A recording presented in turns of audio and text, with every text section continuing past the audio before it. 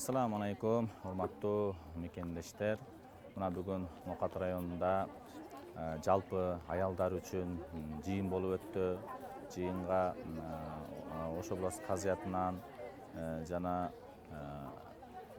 Жамил эжебиз баш болгон аялдар жамааты жана Өктөмкан Абдувалиева эжекебиз катышты.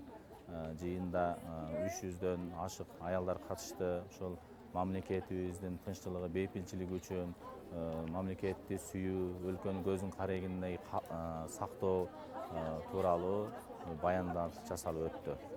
Жалпы келген конокторго терең ыраазычылык билдиребиз. Аллахым ыраазы болсун баарыңыздардан.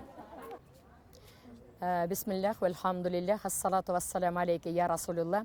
Улуу жаратуучу Аллах Таалама эсепсиз мактоолор, шүгүрлөр болсун, пайгамбарыбызга салам, салаваттар болсун. Мына бүгүн биздин Нокат райондук администрациянын жыйындар залында бүтүндөй устазалар, талабалар, апалар, диндеш бир тууган эже сиңдилер, кыз келиндер келишип, сонун бир ушундай бир баян болду, жыйын болду. Биздин мусулмандардын Ош областтык казыятынын жетекчилиги, башка органдардан дагы мындай өкүлчүлүктөр келип, аябай жакшынакай сухбат болду. Биз кимбиз, биз кандай кызмат кылышыбыз керек, мекенди кандай сүйүшүбүз керек, кандай илим алып атабыз, илимибизди кантип таркатып атабыз, кандай жүрүшүбүз керек, кандай мамиледе болушубуз керек, кандай тарбия таалим кылышыбыз керек, келиндерге кандай мамиле, балдарыбызга кандай дуа кылабыз. Негизи эле ушул дин жаатында биз эмнелерге көңүл бөлүшүбүз керек, башка бир агымдарга кирип кетпешибиз керек, динибизди бекем сактап, апалар ар тараптан өздөрү үлгү болуш керек деген жаатта бир жакшынакай сухбат курулду алтыным.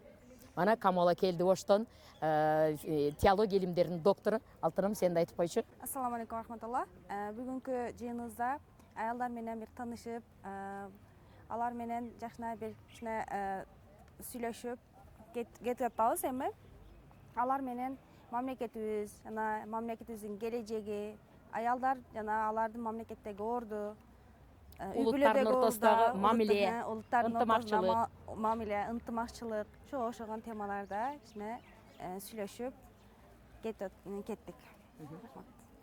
Кудайга шүгүр, мына ушундай бир, мен ойлойм, бат-бат ушу устазалар ушундай жолугуп, дагында пикир алышып, азыр устазалар жөн эле угуп отурду. Алар менен да бир төгөрөк стол кылып, ар биринин пикирин угуп, жер-жерлерде кандай сабак өтүп атышат, эмне көйгөй болуп атат, кандай болгондо биз элибизди жакшы жаштарыбызды тарбиялайбыз, мекенди сүйдүрөбүз жана башка. Ошо төгөрөк столда болсо менимче жакшы болот деп ойлойм да. Азыр биздин устазлар угуп эле отурушту да.